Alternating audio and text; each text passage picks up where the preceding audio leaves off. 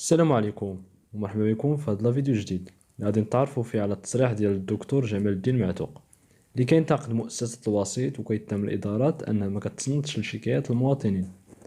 قبل ما نشوفوا التصريح ديال الدكتور معتوق، فإلا كنتي أول مرة كتشوف هذه القناة ما عليك غير تدعمنا باللايك للفيديو اشتراك للقناة. بلا ما نطول عليكم خليكم مع التصريح ديال الدكتور جمال الدين معتوق.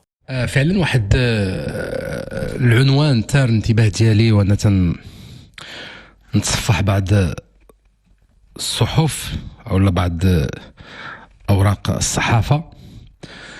تقرير ديال مؤسسه الوسيط الى تقرير سنوي الى صاحب الجلاله. طبعا اي مؤسسه عموميه ملي تقفل السنه ديالها من بعد الممارسه خصها ترفع واحد التقرير لصاحب الجلاله اللي تقول له ها الوضعيه ديال العمل ديال هذه المؤسسه وها شنو تنطمحوا ليه وها العراقيل اللي لقينا. اليوم غنتكلم على رقم واحد فقط ديال مؤسسه الوسيط، وغدا ان شاء الله نتكلم على ارقام اخرى، ولكن واحد الرقم ثار الانتباه ديالي اللي هو رقم 393 او 394. حنا غادي نكملوها ونقولوا 400 باش ما نغلطوش، نقولوا 400 تقريبا. 400 ماذا؟ 400 مراسلة صيفطها مؤسسة الوسيط للإدارات العمومية المغربية ولم يتلقى الجواب. تتخيلوا معايا هذه مؤسسة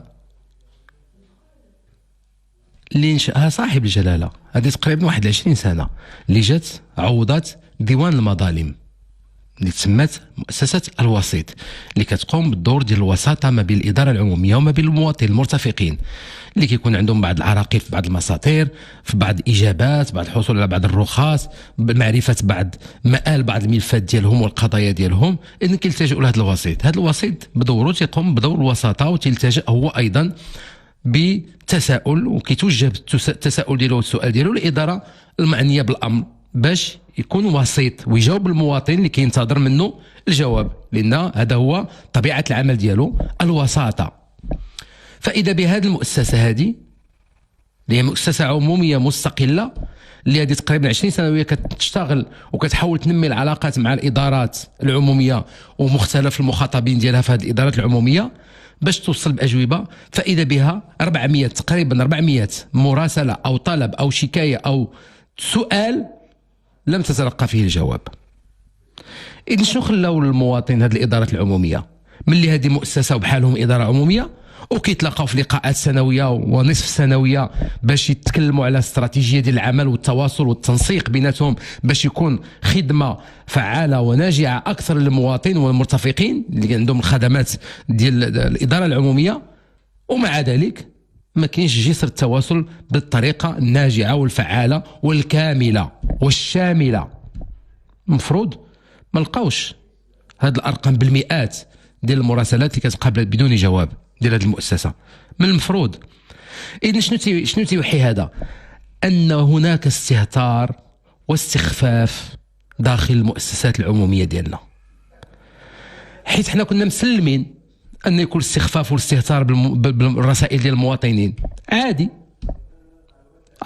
أن الإدارة ما تجاوبكش، ولكن الإدارة ما تجاوبش الإدارة عيب بزاف، حيث حنا قبلنا أن الإدارة ما تجاوبش المواطن. الإدارة ما تديرش إشعار بالتوصل للمواطن، الإدارة ما تصيفش رسالة بالاعتذار للمواطن، ما تصيفتش الإدارة رسالة فيها تأسف أننا تأخرنا في الجواب وذلك راجع إلى كذا وكذا. لا، ما يمكنش. ألا كيفاش حنا بغينا نقولوا حنا تقدمنا؟ باش غنتقدموا إلا ما تقدمناش بالسلوك ديالنا؟ باش غنتقدموا إلا تقدمناش بالإحساس اللي غنعطي أنا كمسؤول نعطي للمواطن؟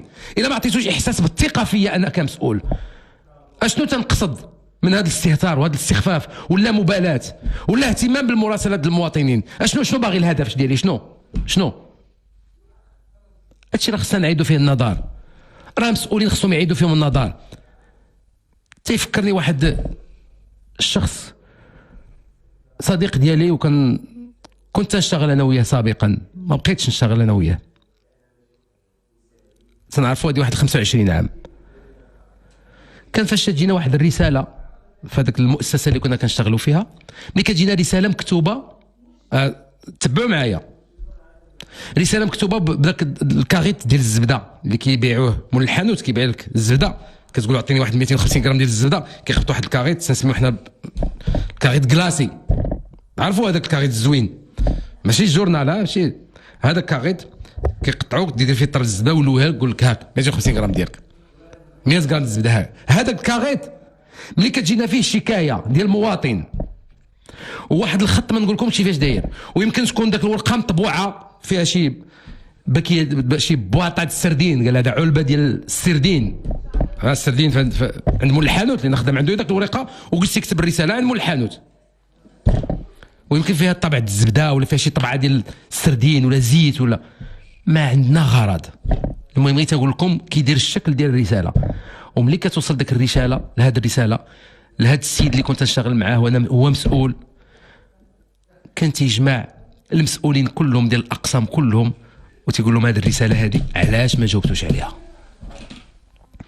القيامه كتنوض على رساله بسيطه، ورساله ما فيهاش حتى المعايير زعما ديال احترام الاداره ولا المؤسسه اللي مرسوله لهذيك الرساله، ولكن هذاك السيد اللي كنتكلم عليه ما كيشوف هذا الشيء، هذا كيشوف البساطه ديال داك الشخص اللي رسل الرساله وكينتظر جواب، بساطته يمكن الاميه ديالو، يمكن ضعفه باش يحصل على الوسائل الماديه باش يصيفط رساله على حقها وطريقها، ما تيشوفش هذا الشيء، كيشوف هو هذاك البساطه ديال ذاك الرجل، وانه عنده شكايه وانه صيفط رساله ومن حقه يتوصل بالجواب. فكيجمع المسؤولين وكيخصنا نوجدوا له الجواب ونجاوبوا مول داك الكاريت ديال طرف الزبده اللي فيه الطبعه ديال الزيت وتنجاوبوا عليها. كيفاش يكون الاحساس ديال داك المواطن ملي كيوصلوا الجواب ديالنا؟ واش عباد الله الاداره ديالنا غير قادره باش دير بحال هذا السلوك هذا؟ كيفاش بغينا نصالحوا المواطن مع الاداره العموميه؟ كيفاش بغينا نصالحوا المواطن مع السياسي؟ واخا كل واحد تيدير اللي قدروا عليه الله، ماشي ايجابي، سلبي، باش يكون تباعد، يكون داك الحفره بين المواطن وما بين الاداره العموميه. لا، راه خصنا داك الحفره نغطيوها، راه خصنا نقصروا هذيك الحفره، واي واحد عنده دور خصو يقوم به باش نعطي ثقه لذاك المواطن. وكيفما كان النوع ديال ذاك المواطن والصف ديال المواطن والفئه اللي كينتمي لها المواطن، ضعيف، فقير، غني، كبير، صغير، قروي، بدوي او حضاري، كما بغى يكون، مثقف، غير مثقف، نصيفط له الجواب ونقول له ان الاداره انا حاضر وانا مسؤول، وهذه هي المسؤوليه، هو انني ما كنخليش الرساله ديالك تمشي بدون جواب، وباش نعطيك الاحساس بانني انا موجود من اجلك. هذه الاداره العموميه لخدمتك، وانا واعي بان الاجر اللي كنتوصل به انت اللي كتعطيني من الضرائب ديالك، وغادي نجاوبك لان هذا هو الدور ديالي وهذه هي المهمه ديالي. وراه هكا باش غادي نبنيو بلادنا، هكا باش غادي نتغيروا، غادي نتقدموا لقدام، هو انه المواطن كيف ما كان يتوصل بجواب. المساله ماشي لازم تكون عندها علاقه باستثمارات كبيره ومشاكل كبيره وبنيه تحتيه كبيره، هادو غير مسائل بسيطه، هذه التفاصيل التي نبني بها الحياه، هذه تفاصيل يمكن نبني بها بلاد، نبني بها امه، نبني بها الحب بين المواطن وما بين الاداره، الاحترام والتقدير والثقه. وغدا عندنا موعد ان شاء الله نهضروا على الارقام بالضبط، وغادي تكونوا غتلقاو مفاجات ايضا ديال الوزارات اللي فيهم الشكايات اللي كتشكي بهم المواطنين، كيتشكاو منهم بزاف لهذا الوسيط. وهذا الوسيط حتى هو باش نقول لك، لا حول ولا قوه الا بالله العظيم، حتى هو تيشكي، حتى هو كيطلب تضافر الجهود، تقريب المواطن من الاداره، تغيير المفهوم ديال الاداره، تبسيط المساطير، ولكن لا حياه لمن تنادي.